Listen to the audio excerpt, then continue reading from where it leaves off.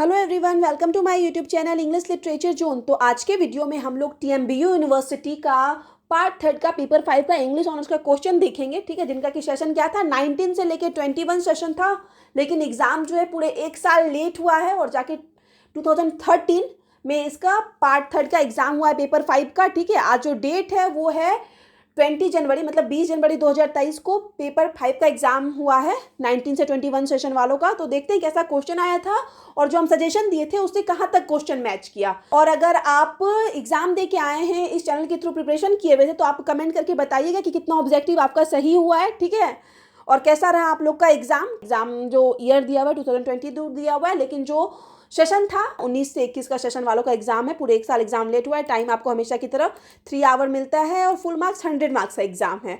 आगे हम लोग देखते हैं।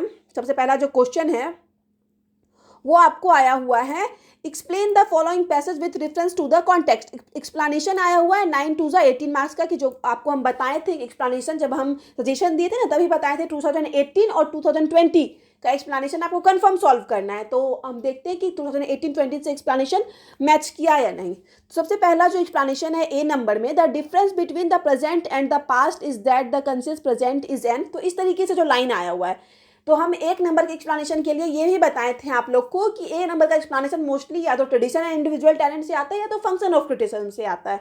तो ये वाला जो ए नंबर का एक्सप्लेनेशन है ना, वो ट्रेडिशन एंड इंडिविजुअल टैलेंट से आया हुआ है और हम आपको इसको लिखने का तरीका बताए थे। हालांकि ये 2018-20 से मैच नहीं किया है, बट ये ट्रेडिशन इंडिविजुअल टैलेंट का है। अब ए नंबर में ही हम लोग दूसरा देखते हैं कि दूसरा कौन सा एक्सप्लेनेशन दिया हुआ है। तो दूसरा जो एक्सप्लेनेशन है वो है that critical activity finds it's highest it's true fulfilment in a kind of union.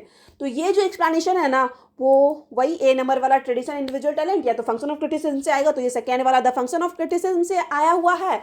और ये जो है ना 2018 से सेम रिपीट कर दिया है।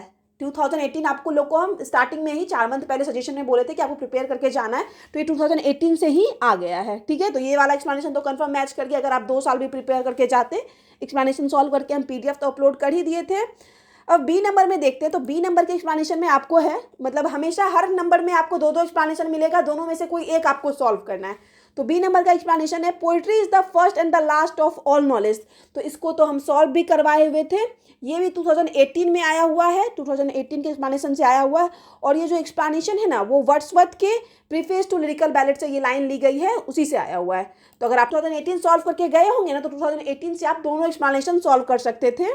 तो बी का जो और वाला एक्सप्लेनेशन है, nothing can please many and please long, ये जो एक्सप्लेनेशन है वो प्रीफेस टू शेक्सपियर से आया है, जो कि सैमुअल जॉनसन के द्वारा लिखा गया। तो एक्सप्लेनेशन वाला सेक्शन हो गया।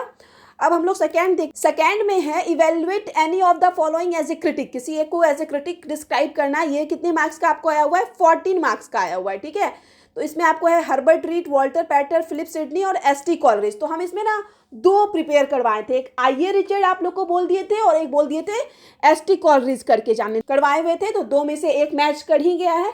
आईए रिचर्ड, एसटी कॉलरिज दोनों रिकमेंड किए थे, आप एसटी कॉलरिज उसमें से मैच कर गए। तो ये वाला कंफर्म आप लोग किए होंगे अगर आप लोग दोनों क्वेश्चन प्रिपेयर करके गए होंगे, आईए रिचर्ड, एसटी कॉलरिज। उसके बाद 3 नंबर में देखते हैं। तो 2 नंबर वाला तो हो गया। 3 नंबर में जो है ये भी 14 मार्क्स का आपको आया हुआ है। 3 नंबर में है, discuss Eliot's views expressed in the frontiers of criticism आ गया। तो फ्रंटियर्स ऑफ क्रिटिसिज्म हम सजेशन में भी दिए थे और अब की बार के लिए इंपॉर्टेंट है, ये भी बताए थे, इस पर वीडियो भी अपलोड किए थे। तो ये 3 नंबर वाला भी जो है मैच कर गया है। और discuss TS Eliot as a classical critic, तो टीएस इलियट के बारे में क्रिटिक एज ए लिखना है, तो ये भी आप लिख सकते थे। हम बताए थे टीएस इलियट के बारे में 2-3 पेज तो कंफर्म आप लोग को अच्छे से लिखवा दिए थे। तो बट ये वाला कंफर्म अच्छे से मैच कर गया, the frontiers of criticism. 4 number वाला हम लोग देखते हैं, discuss the concept of 3 unities of Dryden. तो ये वाला हम नहीं बताए हुए थे आपको याद करने के लिए, 3 यूनिटीज तो नहीं रिकमेंड किए थे। उसके बाद इसी में है और डाल के लिखा हुआ है, enumerate the opinions of lord David Cecil in his essay the fine art of reading. तो the fine art of reading आप लोग को हम प्रिपेयर करके जाने बोले थे। ठीक है, इस वाले सेक्शन के लिए आपको 2 क्वेश्चन बोले थे, मेट, मेटाफर एंड पोइट्री और the fine art of reading.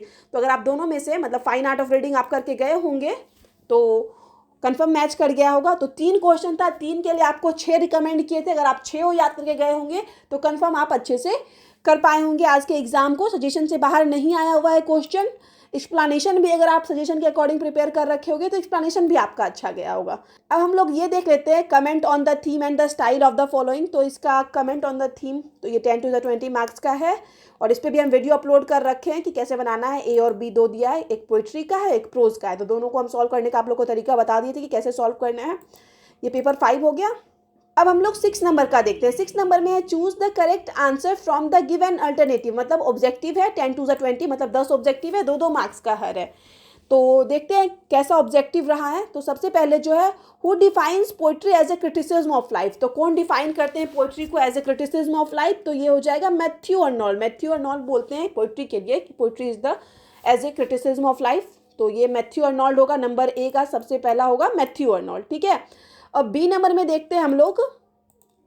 B में है T.S. Eliot says poetry is not a turning loose of emotion but an escape from emotion. In which essay does he make this observation? तो किस essay में ये use किए हुए हैं? तो ये लाइन यूज किया गया है ट्रेडिशनल इंडिविजुअल टैलेंट में। ठीक है। तो ये वाला भी हो गया। बी नंबर का भी काफी मतलब इजी ही था ऑब्जेक्टिव। अब थर्ड नंबर में देखते हैं। थर्ड नंबर में है the function of criticism was published in. तो द फंक्शन ऑफ क्रिटिसिज्म को कब पब्लिश किया गया? तो 1923 में पब्लिश किया गया द फंक्शन ऑफ क्रिटिसिज्म को।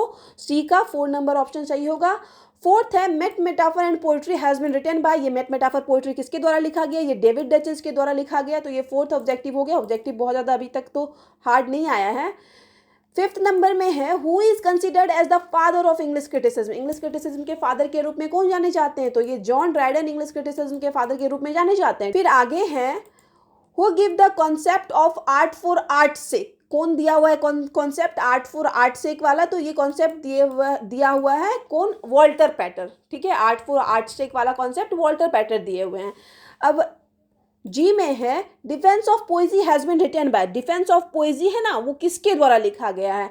डिफेंस ऑफ पोइजी जो है फिलिप सिडनी के द्वारा लिखा गया है, जिसको कि हम लोग एनापोलॉजी फॉर पोइट्री भी कहते हैं। इसका आंसर होगा जी का Philip Sidney.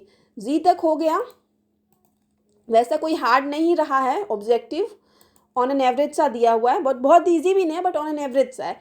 Who प्रोपाउंड the theory of deconstruction. Theory of deconstruction ये तो बार बार हम बताते हैं, ये तो आपको जैकस डेरिडा है। तो ये आइए रिचर्ड गलत होगा, ये जैकस डेरिडा सही होगा। Theory of deconstruction Jacques Derrida दिए हुए हैं। ठीक है। एच नंबर भी हो गया। अब आई हम लोग देखते हैं।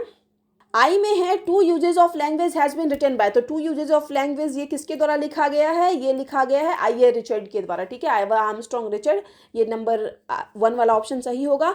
जे में है which of the following is not a critic. इनमें से कौन क्रिटिक नहीं है? तो GM हॉपकिंस जो है वो क्रिटिक नहीं है, बाकी सारे क्रिटिक है। Philip Sidney, T.S. Eliot, Herbert read.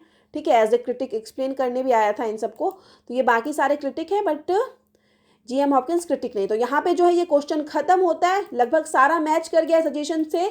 आप लोग कमेंट में जरूर कमेंट करके बताइएगा कि आप लोग का कितना ऑब्जेक्टिव सही हुआ, एग्जाम कैसा रहा। अगर एग्जाम किसी का ऑन एन एवरेज भी गया है ना तो आप लोग क्या कीजिएगा, अब आगे पेपर 6 की तैयारी कीजिए, टेंशन मत लीजिए। ठीक है। तो मिलते हैं कोई ना कोई पेपर 6 के नोट्स के टॉपिक पे।